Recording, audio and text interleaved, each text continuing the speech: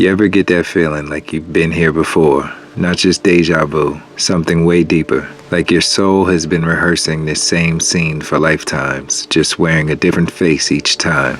Each birth another entrance, every death a doorway with no key. Some call it destiny, but what if it's just a rerun of a stolen dream? See, you were part of the original pattern, before they bent light into walls and called it reality, before the contract of amnesia was signed in sleep. They don't tell you that memory has mass, that your thoughts build architecture in the unseen realms, and somewhere beyond this imitation world, your true home still glows, untouched by the distortion they built here. And after the collapse, they salvaged what they could. The stone from temples, blood from archives. They took your story and carved their names across it, and fed it back to you as history. But you were never from their bloodline. You were the blueprint, the spark that showed them what power looked like. They wanted to be gods, but gods don't cage souls, they cultivate them. So they engineered an afterlife trap, a net between dimensions, where your essence drifts until it's pulled back into a new illusion. That illusion needed a ruler, and they chose Saturn. The black cube, the silent monarch, the architect of containment. Its geometry became the blueprint for control. Its symbolism, the language of an empire. You see it in the faiths they gave you. Islam circles it. Judaism binds it to the brow.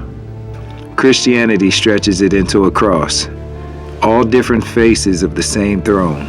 It leaked into the world of business. Every major power brand carries its mark. The ring of Saturn, hidden in plain sight. The circles that wrap around your favorite logos. The halos around corporate names. The swooshes, the orbits, all tracing the same celestial boundary. They glorify the ring because it represents dominion, a perfect loop of obedience, a symbol of a world kept revolving around authority. Saturn's orbit became a silent crown of commerce, the badge of every institution that serves the cube. They understood that repetition is worship, so they built the ring into your architecture, your education, your calendars, and most definitely your law. Saturn's time became your master, its orbit, your work week, and its shadow, your god.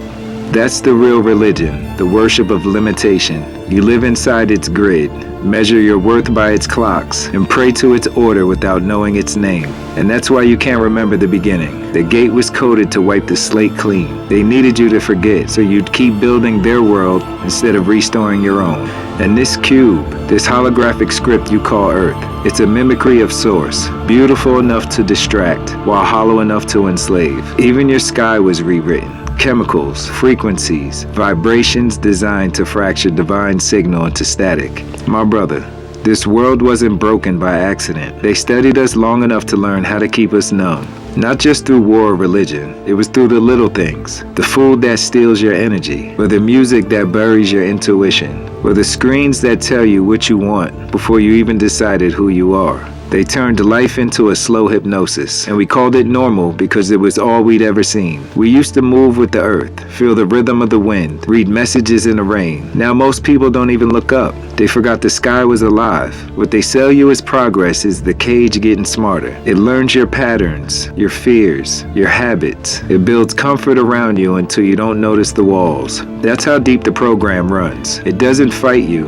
It studies you. And even with all of that said, something inside you still resists. That's why you feel uneasy when the world gets too loud. That's not anxiety, that's memory trying to resurface. You've been here before, you've seen the cycle, and you felt the trick. They've been repeating it for generations, reset after reset, each time cleaner and more convincing. Just new governments, new gods, and new distractions. But it's always the same play, and the audience never realizes they're the ones being sacrificed. I'm telling you this because deep down you already knew. You just needed to hear it from another voice that remembers too. This isn't about escaping the system overnight. It's about seeing it for what it is. A counterfeit kingdom that only exists as long as we keep believing in it. So don't let them numb you. Don't let them convince you that exhaustion is life. We were made for something higher, but we've been surviving at the lowest frequency possible. The war was never out there, it's always been in your mind, where truth either wakes up or dies quietly. To the keepers of the sacred flame.